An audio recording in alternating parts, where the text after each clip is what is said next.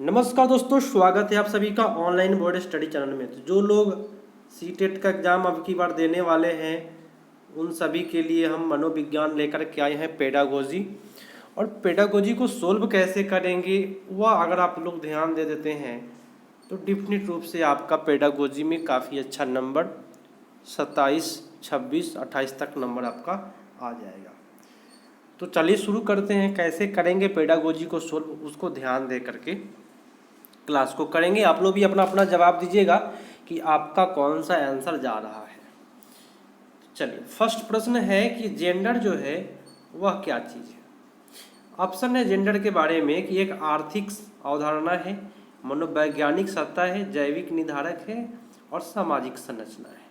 सभी को पता है कि आर्थिक जो होता है ना, रुपया पैसा वाला, से जेंडर नहीं होता है। ठीक है, मनोवैज्ञानिक के अंतर्गत भी जेंडर नहीं आता है, मेल फीमेल। जैविक निर्धारक भी नहीं है, बोले तो एक समाज की संरचना है, स्त्री पुरुष, है ना। तो जेंडर जो हो जाएगा एक सामाजिक संरचना है। D is the right answer. आप लोग अपना अपना उत्तर देते रहे। नेक्स्ट प्रश्न है कि निम्नलिखित में कौन सा विकास के व्यापक आयामों की सही पहचान करता है। बोले तो विकास जो होता है सबसे पहले क्या होता है, उसके बाद क्या होता है, इस ऑप्शन में देख करके आपको बताना है। सबसे पहले सामाजिक नहीं होता है, सबसे पहले शारीरिक विकास होता है। तो आपका फर्स्ट ऑप्शन और 3 वाले ऑप्शन गलत हो रहे हैं। सबसे पहले शारीरिक विकास होता है, एक तो सही है। शारीरिक विकास के बाद व्यक्तिगत विकास नहीं होता है, संज्ञानात्मक विकास होता है, तब सामाजिक, तब संवेगात्मक विकास होता है। इसलिए आपका उत्तर जो होगा वह बी पर चला जाएगा। शारीरिक, संज्ञानात्मक, सामाजिक और संवेगात्मक, लास्ट में होता है संवेगात्मक। उत्तर आपका बी पर चला जाएगा। चलिए अगला प्रश्न है, बुद्धि के बारे में निम्नलिखित कथनों में कौन सा सही है। भाई ऑप्शन यहाँ पे बोला जा रहा है कि बुद्धि बहुआयामी होता है। यहाँ तक जो बोला है, अब ये तो काफ़ी बेटर चीज़ बोला है, जिसमें बुद्धि परीक्षण के द्वारा पूर्ण रूप से परिमेय न की जाने वाली कई योग्यता शामिल है। अच्छी बात है। बुद्धि अभिसारी नहीं होता है, बुद्धि अपसारी होता है, तो इसलिए पे गलत हो गया यहाँ 2 वाले ऑप्शन। तीसरा है कि बुद्धि अनुभव के परिणाम में व्यवहार में अपेक्षाकृत अस्थायी परिवर्तन है। तो अस्थायी व्यवहार में अस्थायी परिवर्तन को अधिगम कहते हैं, बुद्धि नहीं कहते हैं, याद रखिएगा। इसलिए 3 गलत हुआ। बुद्धि एक अनुवांशिक विशेषक है जिसमें मानसिक गतिविधियां जैसे स्मरण एवं तर्क को शामिल किया गया है। तो बुद्धि अनुवांशिकता पर नहीं निर्भर होता है, वातावरण पर भी निर्भर करता है बुद्धि। तो यहाँ ये 4 वाले ऑप्शन गलत जा रहा है। फर्स्ट आपका ऑप्शन सही है, बुद्धि बहुआयामी होता है। A is the right answer. तो पेडागोजी को सोल्व करने का मात्र यही एक तरीका है। नेक्स्ट प्रश्न है कि निम्नलिखित में कौन सा प्राथमिक समाजीकरण का माध्यम है। देखिए, समाजीकरण का प्रथम माध्यम का है जहाँ पे समाजीकरण का अनुभव होता है, तो मीडिया भी नहीं होगा। विद्यालय समाजीकरण का दूसरा माध्यम है। ठीक है, परिवार आपका हो जाएगा समाजीकरण का प्रथम माध्यम है। तो यहाँ आपका उत्तर सबसे बेटर 2 पर जा रहा है। परिवार समाजीकरण का प्रथम माध्यम है, दूसरा माध्यम विद्यालय है। नेक्स्ट क्वेश्चन, थोड़ा सा और कहिएगा तो बड़ा कर देंगे ताकि आपको और अच्छा से दिखाई दे।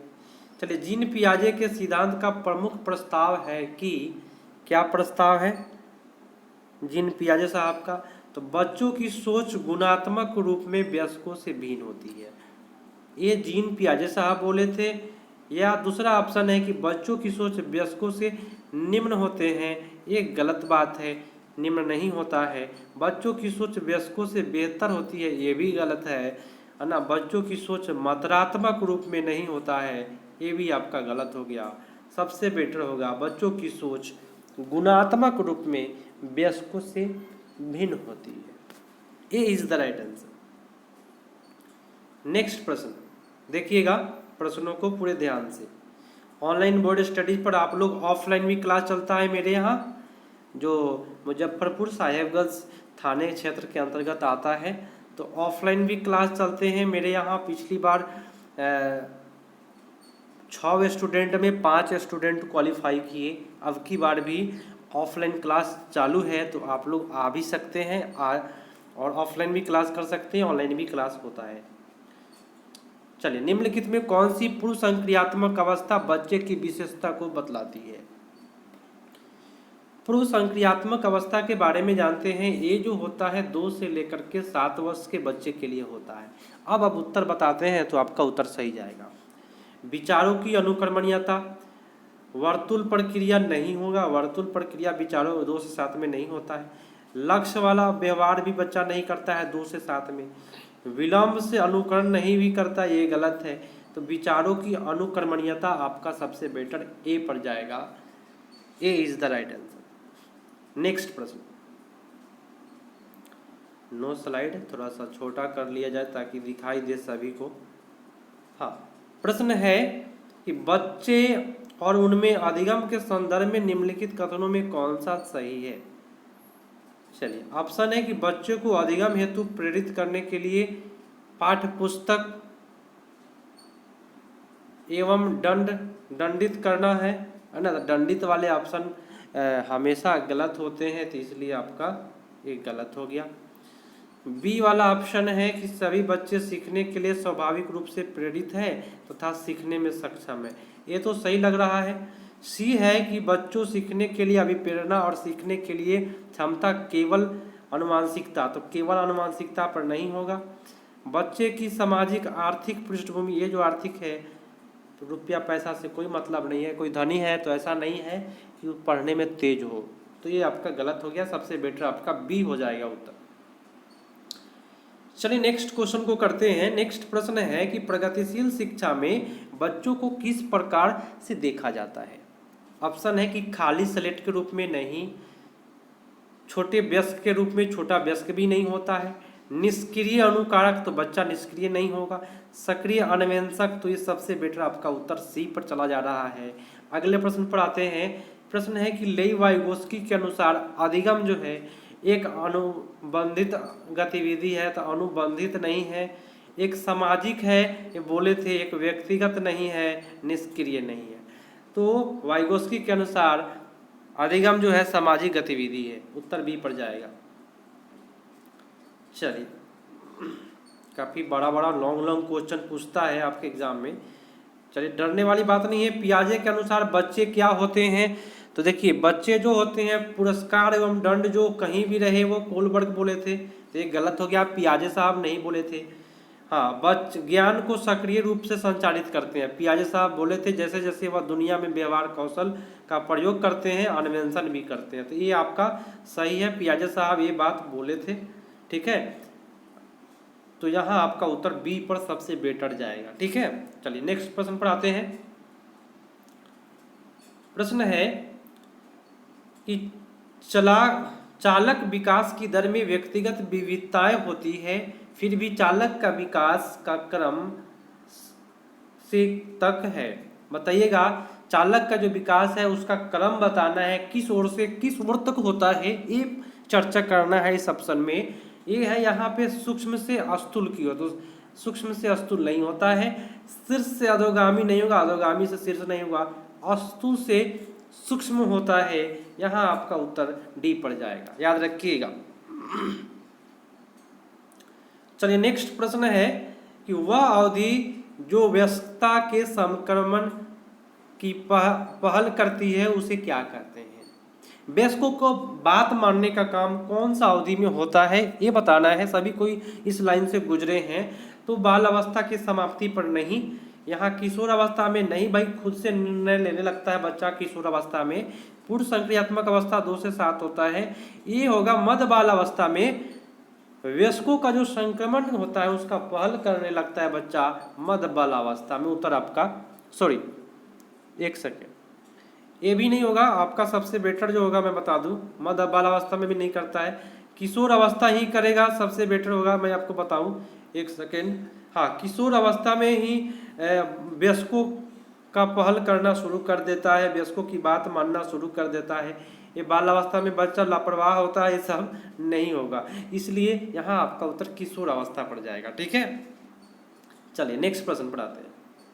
प्रश्न है कि एक प्रारंभिक कक्षा में एक बालक बालिका अपने साथ जो अनुभव लाते हैं या लाती है उन्हें शामिल कर संचय करना चाहिए। भाई अच्छी बात है, अस्वीकार नहीं कीजिए, उपेक्षा भी नहीं करना है, ध्यान भी नहीं, ध्यान तो देना ही है, तो एक गलत हो गया। सबसे बेटर आपका उत्तर ए इज द राइट आंसर। चलिए नेक्स्ट क्वेश्चन पर आते हैं। क्वेश्चन आपको काफी बड़ा दिखाई दे रहा है, फिर भी अच्छा प्रश्न है। एक बच्चा है, तर्क प्रस्तुत करता है और हिंज की दवाई को चोरी नहीं करना चाहिए तर्क दे रहा है क्योंकि यदि ऐसा करता है तो वो पकड़ा जाएगा, जेल भी भेज दिया जाएगा। कोलबर्ग के अनुसार वह बच्चा नैतिक समझ की किस अवस्था के अंतर्गत आएगा? देखिए, कोलबर्ग पुरस्कार एवं दंड के बारे में बोले थे, तो ये है पुरस्कार एवं दंड वाला ऑप्शन सही जाएगा, क्योंकि बच्चा को जेल भी भेज दिया जा रहा है, तो दंड एवं आज्ञा पालन अभिविन्यास सही जाएगा। ठीक है, उत्तर आपका डी पर चला जाएगा। काफी इजी प्रश्न था। जो बच्चे स्वयं से मौखिक संवाद करते हैं, खुद से बातें करते हैं, देखिएगा कोई कोई व्यक्ति है चलते चलते खुद से बातें करता है, तो वाइगोस्की क्या कहते हैं? जो खुद से बातें करते हैं उनको समस्या वार्ता, व्यक्तिगत वार्ता, अहम केंद्रित वार्ता, भ्रांत वार्ता। तो वाइगोस्की साहब बोले हैं अहम केंद्रित वार्ता, माने खुद से वार्ता करता है उसको अहम केंद्रित वार्ता कहते हैं। ठीक है, उत्तर आपका चला जाएगा 15 का। नहीं, अहम केंद्रित नहीं होगा, सॉरी, एक सेकेंड, समस्या वार्ता तो नहीं होता है, व्यक्तिगत वार्ता। हाँ, यहाँ आपका उत्तर सबसे बेटर जो है 100% सही जाएगा, वह व्यक्तिगत वार्ता के अंतर्गत जाएगा, अहम केंद्रित नहीं होगा। याद रखें, खुद से जो बातें करता है उसको वाइगोस्की साहब बोले हैं व्यक्तिगत वार्ता। ठीक है, चलिए थोड़ा सा मिस्टेक हमसे भी हुआ, फिर भी सुधार हम कर दिए हैं, आप लोग सुधार कर लीजिएगा। हाँ, प्रश्न है, देखिएगा प्रश्नों को अच्छे से। खिलौने, पहनावे की वस्तु, घरेलू सामग्री, व्यवसाय एवं रंगों की विशिष्ट लिंग के साथ संबंधित करना। मान लीजिए, देखिए क्वेश्चन क्या कहा, फुटबॉल है तो आप कहे कि भाई लड़का खेलेगा, बैडमिंटन है आपको लगा कि भाई लड़की खेलेगा।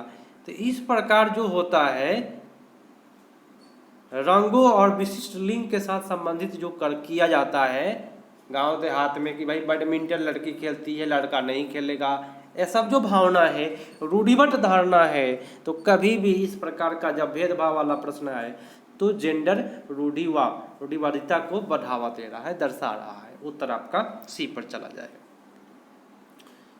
नेक्स्ट प्रश्न है कि एक शिक्षक को चाहिए कि क्या चाहिए? ऑप्शन देखने के बाद ही पता चलेगा। ऑप्शन है कि वह संप्रेषित करे, वह कक्ष में संस्कृति का सम्मान करे एवं महत्व दे। तो बहुत अच्छी बात है भाई, वर्ड तो अच्छा प्रयोग किया है। तो दूसरा देख लेते हैं, विद्यार्थियों में तुलना को अधिकतम करे। देखिए तुलना करने से बुद्धि घटती है, मनोवैज्ञानिकों का कहना है, इसलिए गलत होता है। विशेष संस्कृति को बढ़ावा देना, तो ये भी गलत हो गया। विद्यार्थियों के संस्कृति विभिन्नता को अनदेखी करना यहाँ लिखा है, इसलिए ये भी गलत हो गया। उत्तर आपका ए इज द राइट आंसर। बहुत अच्छी बात है जिन्होंने ये बताया।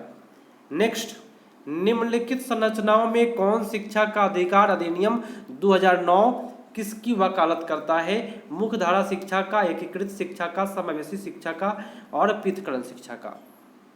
आप सभी को बता दूं कि online board study YouTube channel है मेरा, इसी पर जो आप लोग देख रहे हैं उस पर आप 8:30 पर आप लोग लाइव नाइट में रोज़ देख सकते हैं। पेडागोजी से संबंधित संस्कृत पेडागोजी भी कराया जाता है, तो आप लोग जरूर देखें, रेगुलर क्लास अच्छा करना है। तो देखिए यहाँ तो समावेशी शिक्षा ही करके आएंगे। ठीक है, उत्तर आपका सी पर चला जाएगा। नेक्स्ट क्वेश्चन कि डैश यह विचारधारा है, डैश की विचारधारा यह है कि भाई क्या है कि सभी बच्चों को एक नियमित विद्यालय अवस्था में समान शिक्षा प्रदान करने का अधिकार हो।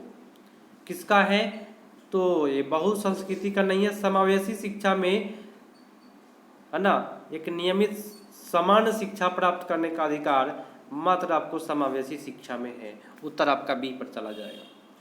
नेक्स्ट प्रश्न है कि निम्नलिखित में कौन सी अधिगम की मुख्य प्रक्रिया नहीं है जिसके द्वारा सार्थक अधिगम घटित होता है? कौन सा नहीं है जिसके द्वारा सार्थक अधिगम घटित होता है? फर्स्ट है क्या अन्वेषण, इससे तो होता है। दूसरा है कंठस्थीकरण स्मरण, गलत बात है। पुनरावृत्ति अभ्यास से होता है।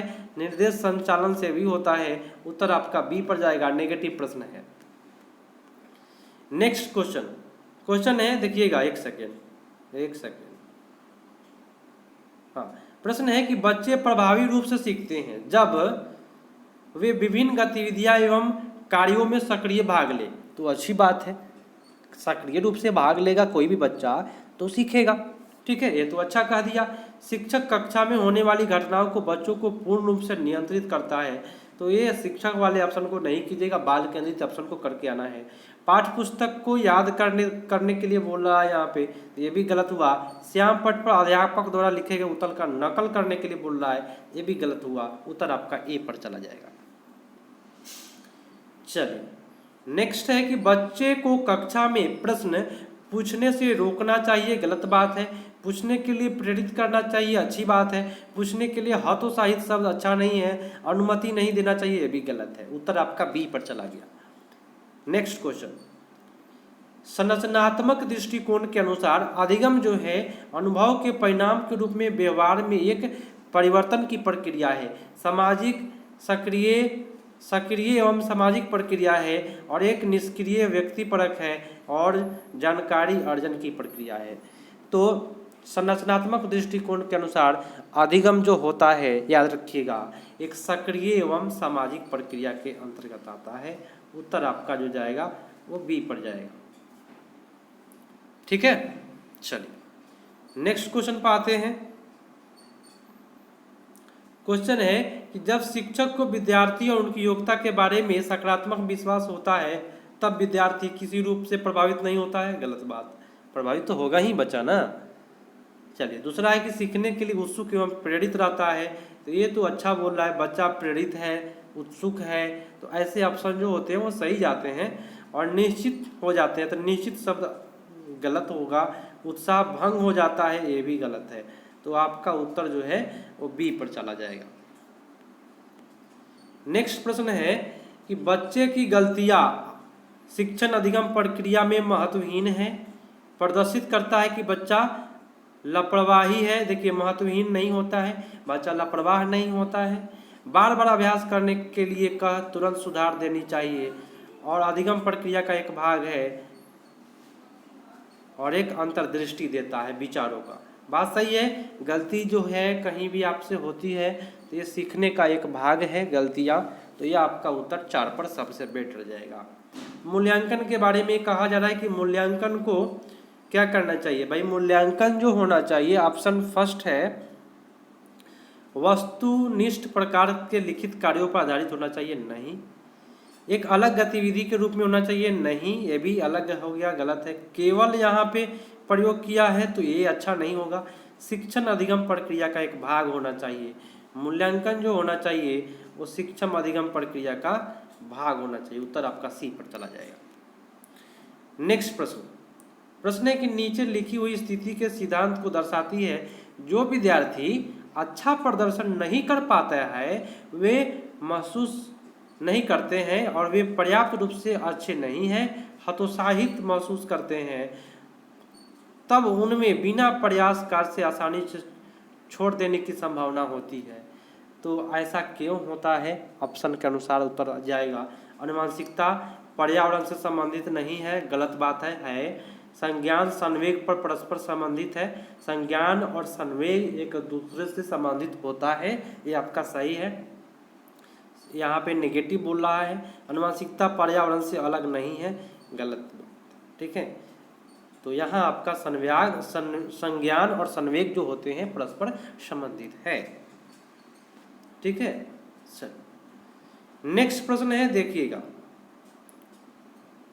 एक शिक्षिका बच्चों को प्रभावी रूप से समस्या समाधान करने में सक्षम बनाने के लिए किस तरह से प्रोत्साहित करेगा? बच्चों को सक्षम बनाना है, सोचने वाली बात है, काफी अच्छा प्रश्न है। तो बच्चों को समस्या के बारे में सहानुभूति, अनुमान लगाने एवं बहुविकल्पों को देखने के लिए प्रोत्साहित करके, तो प्रोत्साहित शब्द जो होता है ना वो अच्छा होता है। ठीक है, पाठ्य पुस्तक प्रश्नों को व्यक्तिगत तरीका से समाधान लिख करके नहीं, पाठ्य पुस्तक वाले ऑप्शन नहीं जाते हैं अच्छे। ठीक है, तो आपका सबसे बेटर उत्तर ए हो जाएगा। नेक्स्ट प्रश्न है कि वे विधियाँ जिनके प्रयोग में विद्यार्थियों की स्वपहल एवं प्रयास शामिल है, निम्नलिखित में किसका उदाहरण है? परंपरागत गतिविधि, अंतर व्यक्तिक बुद्धि, निगमनात्मक विधि, अधिगमकर्ता विधि। वे गतिविधियाँ जिनमें विद्यार्थी स्वपहल प्रयास शामिल है उसको हम बोलते हैं अधिगम केंद्रित विधि। ठीक है, तो दोस्तों आप लोग रेगुलर 8:30 पर यदि आते हैं तो आपको लाइव ज़रूर मिलेगा।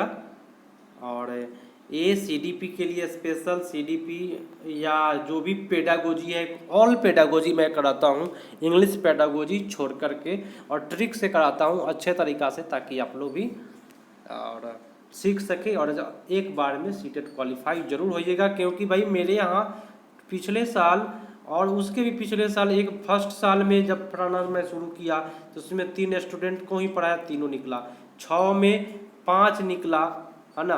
और अब की बार भी निकलने वाला है, काफ़ी बच्चे यहाँ से निकलेंगे। ऑफलाइन भी क्लास चल रहा है ऑनलाइन बोर्ड स्टडी पर। तो मिलते हैं अगले पार्ट में, तब तक के लिए धन्यवाद, जय हिंद।